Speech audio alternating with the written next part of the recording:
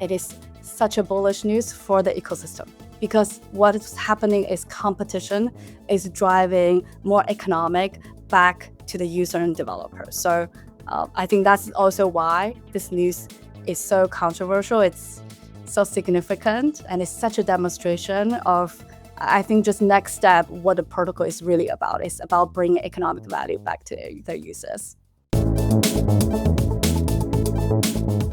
Hey everyone, welcome to Unchained, your no-hype resource for all things crypto. I'm your host, Laura Shin. This is the September 12th, 2025 episode of Unchained. The crypto world is buzzing. On October 1st and 2nd, 25,000 people will be at Token 2049 Singapore, the largest crypto event in the world, featuring headline speakers like Eric Trump, Vlad Tenev, Tom Lee, Balaji Srinivasan, and Arthur Hayes. Visit asia.token2049.com now to get 15% off tickets with the code UNCHAINED. Today's guest is Shuyao Kong, co-founder of MegaETH. Welcome, Shuyao. Thank you, Laura. I have been a long-term fan of your podcast and book. It's such a pleasure to be here. Thank you. That's so sweet. Well, I'm excited to have you. Listeners might actually already know you because you appeared on the chopping block, but they called you Brother Bing throughout and went into a whole thing about how you even got that nickname. So for those of you who know Brother Bing, this is Brother Bing.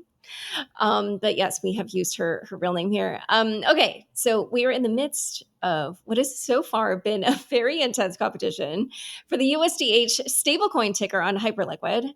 We actually already did an episode on this. We listened to two of the teams, kind of talking about what they were pitching. But there's many other teams that have made proposals, and a bunch of them have also offered to give all the revenue back to Hyperliquid. The race has had an element of drama. There's been accusations that this was in the bag for native markets all along. There were, Paxos and other teams that revamped their proposals based on feedback. And then on Thursday, Ethena, which they had actually already bought other stablecoin tickers on Hyperliquid, they withdrew from contention for the USDH ticker. That happened on Thursday morning. So, throughout Shuyao, your protocol has actually been kind of in a bit of an interesting position because you actually also announced your protocol native stablecoin USDm on Monday. And you mentioned to me earlier that the Hyperliquid drama actually caused you to shift that announcement. So why don't you, because you've been through what the community is going through in public, but you went through it in private. I was just curious, why do you think we're seeing this kind of swelling up of competition and deliberation over these different protocol native stablecoins? Yeah, I think first of all, I am super bullish that Hyperliquid is actually doing such a public auction. I think it's a fantastic opportunity not only to bring attention, but bring the best deals out to the Hyperliquid community. It is also a fantastic way to educate the community on what is the role of a stablecoin in an ecosystem. I think fundamentally, I am super bullish because I think crypto in our industry is all about this intermediary.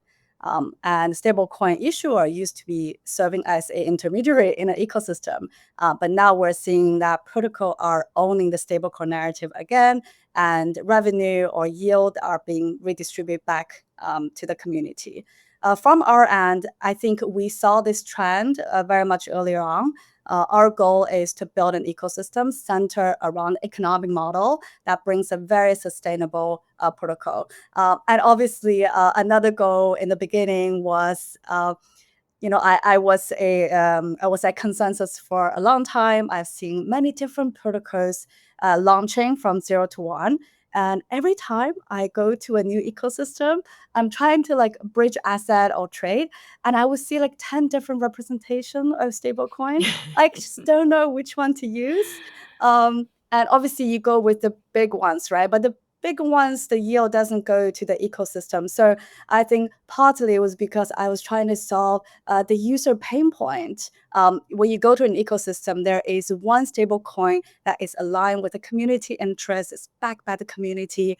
So that was the original purpose of us issuing our own stable coin. But I think Hyperliquid definitely, took it to 10x much bigger and better than us. Yeah, well, I'd be curious if you could just relay that story again about how this competition over USDH affected your announcement. Yeah, it wasn't affecting. I mean, we were supposed to announce it in the middle of the week, but then we saw the USDH announce, well, the governance forum, and we follow it up very closely. And then we realized that, okay, you know what, instead of announcing in the middle of the week, because everybody is following USDH, we should just announce ours a little bit earlier. So we worked over the weekend. Okay, yeah, yeah. Well, clearly, I think that was the right move because that news did break through on Monday. But yeah, by the middle of the week, the competition over USDH kind of had broken through to a fever pitch. So the other thing that's been really interesting to watch is all these different arguments that have been made in public over, which team should win, and there's been a lot of different kind of factors that people have been calling out about, what they think are more important than others.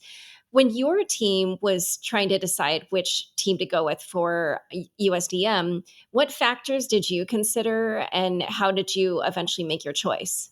Yeah, the analogy I often think about doing business development in crypto is always it's like a pick. It's like early stage investing. The fundamental thesis in ethers and how we think about just business development is picking the right team, whether they are founders or the team within a larger company. And then the reason is that if the founder and team really value your business and value the partnership, then they can actually weather all of the difficulties, right? So I saw that a lot of people were worried about like compliance. Like obviously it was a reason for us, but if you look at Genius Act, it's going to take months for things to play out. And my job is to pick a team that's able to weather the compliance storm with us. Another factor would be like adoption of the stablecoin. My job is to make sure that my partner is able to bring new use cases, is able to be resilient and strong when things are not going well. And then I think lastly would be a team that really value our own ecosystem, like understand what Mega does. I think in the case of Hyperliquid, right? We both saw the announcement this morning from Guy. I think the chance of native markets winning is perhaps really high. I think here at the Hyperliquid community are valuing that, okay, we're going to choose an early stage company, even though they have no track record, but we believe that they're going to do the best thing for us, even though they're not giving 100% yield back to the community, right? But their goal is really growth, the USDH adoption. Yeah, and just for people, so I know this is going to go out Friday, but on Thursday, at the time we're recording, it looks like Native Markets has a 93.5% chance of winning the USDH ticker on Polymarket. So, I kind of also looked there. There's a little like dashboard where you can look at how the race is going, and yeah, it does look like all of I wouldn't say all, but like the vast majority of the validators that have a large stake are for native markets. But I actually wanted to ask about that. Is it just so like when I was looking at it, I was like, well, people can move their stake. Is it just that they haven't moved their stake? Or is it just that people think the whales are going to, not change their stake? And so, like, even if everyday people switch their stake, it doesn't matter? Or like, what do you think? You know, Oh, I can only guess. I feel like people speculate on this, and I think part of it is a self-fulfilling prophecy, but I do think this idea of backing a native protocol makes sense to everyone, and it kind of became a consensus. Oh, okay. Well, earlier in the week, I don't know if I would say that everybody thought that, but okay. But before we even get into all that, I did want to ask, like, so you guys chose Athena. Why did you choose Athena? Yeah, so I mean, Ethena has a track record of building a stablecoin that is wildly successful. But second, I would say like we follow our philosophy. I think working with the Ethena team with Guy has been really a pleasure. They were able to solve a lot of our compliance issues. So we were actually thinking about this many months ago. This was before Genius Act, before like anyone even thought about it. So the amount of money and time we spent on legal was like insane. And then, and obviously, guy came and just sorted a lot of things off our shoulder. And, we are focusing on launching a chain, right? Like our job isn't launching stablecoin. So that's a primary reason. We've talked to other partners as well, and everyone has been, I would say, amazing. I have, nothing against them. To us, it's a matter of fit. It's a matter of just partnering with someone we really believe in. Well, in a moment, we are going to talk a little bit more about what exactly is happening with USDH. But first, a quick word for the sponsors who make the show possible: Eric Trump, Donald Trump Jr., Tom Lee, Vlad Tenev, Paolo Arduino, Balji Srinivasan, Arthur Hayes. These are just some of the headliners at Token 2049 Singapore, the largest crypto event in the world, happening October 1st and 2nd. Over 25,000 attendees, 500 exhibitors, and 300 speakers will converge for an unmissable week.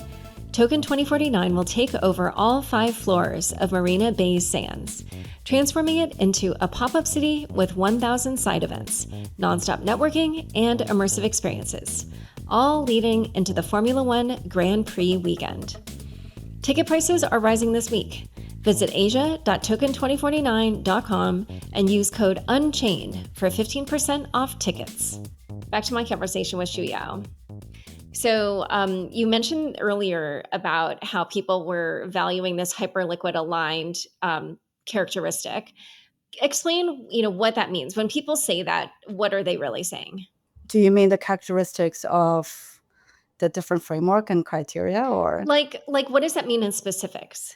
Like, what does it mean to be Hyperliquid aligned? Like, why would somebody who's more like a Paxos or Ethena or whatever, some of those other teams that were not being described that way, like why, like what is the difference? This is why I love your podcast, by the way. You're very like, like don't throw the word alignment to me. Be specific. For so my mentor model has been like, if Hyperliquid goes down, what will this stablecoin partner do? If this stablecoin partner have other business, they're going to abandon Hyperliquid and go do something else, right? That's going to support their business. I think a super Hyperliquid aligned team would stay. Again, weathering the storm along with the core team, because this is their core battleground. Like they have to win. I think that's where like the spirits of alignment fundamentally comes from. Like this is our bet.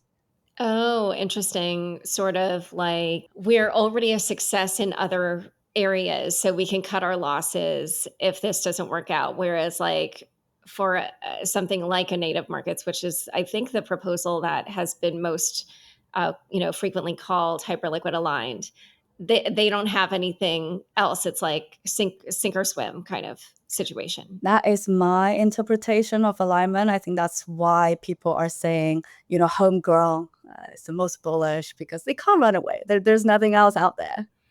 Okay. Well, so that's just one of the, more common argument points that we've seen this week.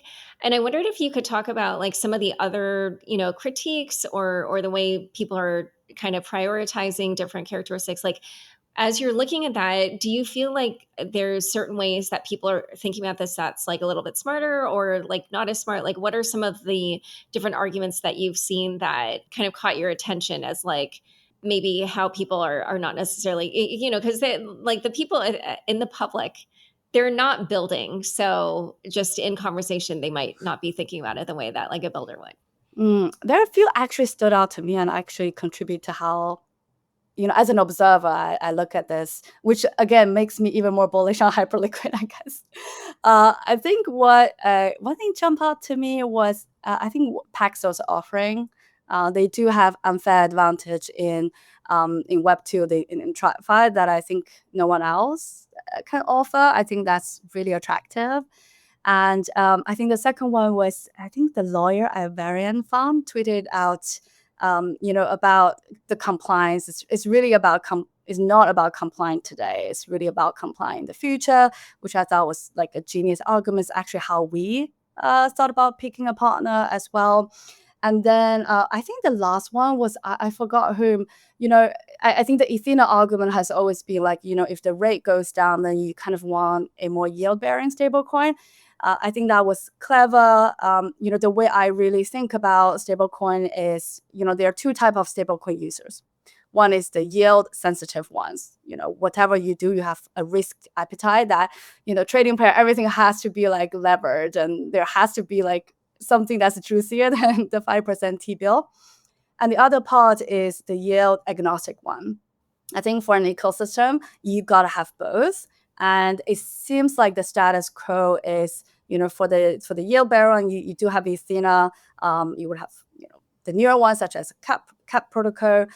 For the yield agnostic one, you have USDC, which is already big on Hyperliquid. I assume USDT or USDT0 might come to Hyperliquid as well. Big fan of the USDT team. We work with them as well. And then USDH. So yeah, that's how I see the whole landscape. Okay. So then I did want to also ask just um, like that moment when you saw that Athena withdrew, what did you think of that? Like, did you think that was a smart, move on their part? Like, why not just wait and see what happens over the next few days? Or, yeah, why do you think they decided to withdraw? I could only guess. I think, when you're a founder, every day you wake up, you're like, I have like 100 things to do, and I need to prioritize. I think I'm just guessing in the Ethena team's head is like, okay, I probably have other priority that I should work on. Not sure about the Hyperliquid situation, given where the stakers are staking, the likely outcome of the vote, and I should just like cut the loss and focus on something else that's more important. But also, I thought that post was genius because it gets attention, and then everyone actually can see if Ethena doesn't win the proposal, what else they're going to do in the Hyperliquid ecosystem. So, all in all, I think it's a winning post. Yeah, I mean, they basically said we already have these other tickers anyway, so we're going to go ahead and do everything that we said we would do in the proposal, but with a different ticker. Yeah, because I think the line that got me was something like, what was it? Like saving 5 basis points on yield that's like going to be going down anyway. Like, meaning if it's from the treasuries, then yeah. So it's like, okay, yeah, that's a good point. All right. Oh, uh-huh. No, I was going to say exactly that they're catering toward the yield sensitive audience. Yeah, exactly. All right. So I just also wanted to ask like about this competition. Like, do you feel like we're going to be seeing more of this kind of public, RFP type situation with DAOs, or do you feel like we won't? Because there has been controversy, and I do see still like some drama and intrigue on my timeline. People accusing each other of this and that. Like this team was trying to bribe that team, and anyway, as we saw also, Haseeb Qureshi of Dragonfly tweeted that, he was already hearing well before the voting started that a bunch of the top validators were going to go for native markets, and he felt like it was sort of rigged from the start. And yeah, I retweeted that and I got a lot of pushback, and Haseeb got a lot of criticism. So yeah, I'm curious, do you feel like this has overall been good for the community and like points to a future trend, or do you feel like people after watching this are going to be like, we're definitely not going to do anything in the public? So, I mean, what Hyperliquid did is very Hyperliquid coded, and I doubt I doubt a lot of other protocol can replicate. I think they just have insane vision, and it's almost like a style and attitude in how they run their ecosystem. I think the public pushback is very stereotypical crypto. I don't know. You and I have been in this industry for a long time. People just like catch on this controversial stuff, and honestly, this industry has been quiet in the last few months. So I don't know. I just saw people enjoy this, but I remain. Uh, I'm not certain how many teams will replicate such a public governance show. Okay, yeah, it's been interesting because it's captured so much attention, which is positive, but then there's just been, yeah, a lot of drama. Well, I would So just add one more thing oh, is I think I encourage more protocols to actually do open governance. I think this is what crypto was designed for in 2017, and people should do it. But I just think it's risky for a lot of teams. yeah, well, yeah. Basically, there's just been this interesting trend with the DAOs where it just feels like a lot of them are kind of pausing or just closing, and even like Scroll on Thursday also announced that they're I don't remember the specifics of the wording, but yeah, they're, not going to be as active in some fashion. And so like earlier before, like basically when I recorded Wednesday with Agora and Paxos, we were like, oh, this has revived DAOs. And now I'm like, maybe not. But anyway, so I wanted to ask you, do you feel like this, concept of this protocol native stablecoin, do you feel like those stablecoins will always win? Or do you feel like, now that we've had so many teams that have proposed stablecoins on Hyperliquid, that this will just be an ecosystem that is full of many stablecoins? Like, how do you feel that competition will play out once these are all launched? I think the one that gives the most back to token holder and community participants will ultimately win. I think stablecoins, the service as a business, is perhaps not differentiated. So you have to customize your offering based on what that ecosystem is known for and what's important to that ecosystem. In Hyperliquid is always the crypto native. I listened to your pod with Paxos and Agora. They kept mentioning, we're here to supercharge the crypto native ecosystem. So yeah, I do not see many stablecoin in successful ecosystem. I think they converge into the two category I mentioned: yield sensitive and yield agnostic. Okay. And then what do you think all of this means for Tether and Circle on Hyperliquid? Like, do you feel like they'll eventually be pushed out in some way? Or what do you, see happening to these incumbents? Unlikely in the near or medium term. I think they will continue to be there. I think they're adapting as well. I think before it's incredibly expensive and difficult, right, to get this incumbent. And I think now they're finding new solutions to be more present on different ecosystems. So I think the the battle is about to start. And I think fundamentally, going back to what I said in the beginning, it is such a bullish news for the ecosystem, because what is happening is competition is driving more economic back to the user and developer. So I think that's also why this news is so controversial. It's so significant, and it's such a demonstration of, I think, just next step, what the protocol is really about. It's about bringing economic value back to their users. Okay. All right. Well, it's been a pleasure having you on Unchained. Thank you, Lara. Don't forget, next up is the weekly recap. Stick around for This Week in Crypto after this short break. Thanks for tuning in to the weekly news recap. Let's begin. BlackRock weighs tokenizing ETFs for 24/7 trading. BlackRock, the world's largest asset manager, is exploring how to bring exchange-traded funds onto blockchain networks, according to people familiar with the effort cited by Bloomberg. The initiative would involve creating tokenized versions of funds tied to real-world assets, such as equities, subject to regulatory approval.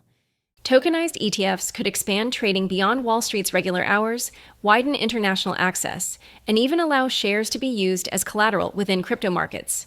The move follows BlackRock's successful launch of its spot Bitcoin ETF and the tokenized money market fund BITL, which has grown past $2 billion in assets. Chief Executive Larry Fink has repeatedly said, every financial asset can be tokenized, highlighting the firm's long-term vision. While tokenized assets remain a small market compared with the multi-trillion-dollar ETF industry, BlackRock's interest signals growing momentum. Nasdaq seeks SEC approval to list tokenized stocks. Nasdaq has filed a proposal with the U.S. Securities and Exchange Commission to allow trading of tokenized shares on its exchange, a step that could mark the first time blockchain-based equities appear on a U.S. regulated market. The plan would let investors choose between traditional and tokenized settlement while preserving the same shareholder rights as underlying stocks. In its filing, Nasdaq said, tokenized assets would carry the same execution priority as conventional shares and be clearly labeled for clearing through the depository trust company. Chief Financial Officer Sarah Youngwood said at a recent industry conference, the solution leverages the current infrastructure and market structure. The initiative arrives as regulators in Washington consider broader rule changes for digital assets. Experts caution integration with the DTCC's massive settlement system could prove costly and complex, but others view the proposal as a breakthrough that could bring blockchain directly into Wall Street's core plumbing. Atkins presses on-chain capital raising without legal uncertainty. U.S. Securities and Exchange Commission Chairman Paul Atkins used a keynote at the OECD in Paris to urge clearer rules for blockchain finance. He said entrepreneurs and investors should be able to raise capital on-chain without endless legal uncertainty, while reaffirming that most tokens fall outside securities law. The remarks come under the SEC's Project Crypto initiative, which seeks to modernize regulations so trading, lending, and staking can operate under a single framework with updated custody rules. Atkins described the approach as offering only the minimum effective dose of regulation needed to protect investors, a shift from the enforcement-heavy policies of prior years. The SEC and Commodity Futures Trading Commission will hold a joint roundtable later this month to explore how products like perpetual contracts and decentralized finance could return to U.S. markets. Forward Industries raises $1.65 billion for Solana Treasury. Forward Industries has closed a $1.65 billion private placement to create what it calls the largest Solana-focused corporate treasury to date. The NASDAQ-listed firm secured commitments from Galaxy Digital, Jump Crypto, and Multicoin Capital, among others. Shares of Forward surged as much as 128% in pre-market trading, while Solana's SOL token gained over 2%. The company said the funds will be used to anchor its balance sheet in SOL and participate actively in Solana's decentralized finance markets. Multicoin co-founder Kyle Samani has been appointed chairman of the board, with executives from Galaxy and Jump joining as observers. The move positions Forward alongside other firms building Solana treasuries, including Upexi and Sharps Technology. Commenting on the momentum, Bitwise CIO Matt Hugin noted that all the ingredients are there for an epic end-of-year run for Solana, pointing to treasury accumulation and pending exchange-traded product filings as catalysts for what he called Solana season. In related news, the Avalanche Foundation entered late-stage talks to raise $1 billion through two U.S.-based investment vehicles that would use the capital to buy discounted tokens directly from the foundation. Mix faces $170 million Sybil attack allegations. Decentralized derivatives platform Mix Finance is under scrutiny after blockchain analytics firm Bubble Maps alleged a single entity exploited its token airdrop for roughly $170 million. Investigators flagged about 100 wallets, all created around the same time and funded through OKX, that together claimed nearly 10 million Mix tokens. Bubble Maps called the incident the biggest airdrop Sybil of all time. The claims follow Mix's token soaring more than 1,000% in 2 days, sparking a short squeeze that liquidated $40 million in positions. In its response, the team said rewards were tied to genuine trading activity and liquidity provision, though it acknowledged allowing high-volume users to change addresses before launch. From the perspective of focusing on trading itself, we did not impose specific prohibitions on such requests, the team stated. Scroll DAO halts governance after leadership resignations. The decentralized community behind the Ethereum Layer 2 Scroll has paused its governance process following several high-level departures. Delegate Olympio disclosed on X that DAO leader Eugene resigned earlier this week, with co-founder Haichen Shen confirming the team is redesigning governance. The decision has sparked questions about the status of ongoing proposals, including a treasury management plan. They are redesigning governance, but the pathway forward is unclear, Olympio noted, adding that communication on next steps has been limited. Scroll contributor Raza Zaidi emphasized that the move should be seen as a temporary pause rather than a permanent dismantling of governance. For now, active proposals remain visible, but their execution is uncertain. The DAO, which launched alongside its native token, SCR, operates in tandem with the Scroll Foundation and a security council. Global crypto users warned after massive supply chain hack. Millions of crypto users were on alert this week after hackers injected malware into widely used JavaScript packages downloaded billions of times each week. The attack began when a developer was tricked by phishing emails, giving attackers access to publish tainted code that could secretly swap wallet addresses and redirect funds across major blockchains, including Bitcoin, Ethereum, and Solana. Security experts initially urged users to halt transactions, warning the compromise could be catastrophic. But implementation errors exposed the malware quickly, causing automated builds to fail and limiting losses. On-chain data shows attackers netted less than $505 before being shut down. Ledger's chief technology officer Charles Guillemet called the outcome fortunate, while cautioning that supply chain attacks remain a serious threat. Linea airdrop marred by outages as token slides. Consensus's Ethereum Layer 2. Network Linea launched its Linea token this week, but the rollout was hampered by technical issues. Ahead of the token generation event, block production on the mainnet paused for about 45 minutes due to sequencer performance problems, later described as a partial outage that lasted nearly 10 hours. While 749,000 wallets were eligible to claim 9.36 billion tokens, many users reported failed transactions and rising gas fees. By contrast, Binance recipients accessed their allocations instantly, prompting criticism from community members. Linea head Declan Fox said the network was simply overwhelmed, noting, "Once you get punched in the ring, you need to react well," which we did. After the bumpy debut, Linea tokens lost more than 20% from their peak. Seeking to calm concerns, Consensus founder Joseph Lubin suggested future rewards for long-term holders, hinting that additional distributions from Consensus or MetaMask-linked projects could be directed to those who keep Linea tokens on hand. Unchained is produced by Laura Shin, with help from Matt Pilchard, Juan Aranovich, Margaret Curia, and Pam Majumdar. The weekly recap was written by Juan Aranovich and edited by Stephen Ehrlich. Thanks for listening.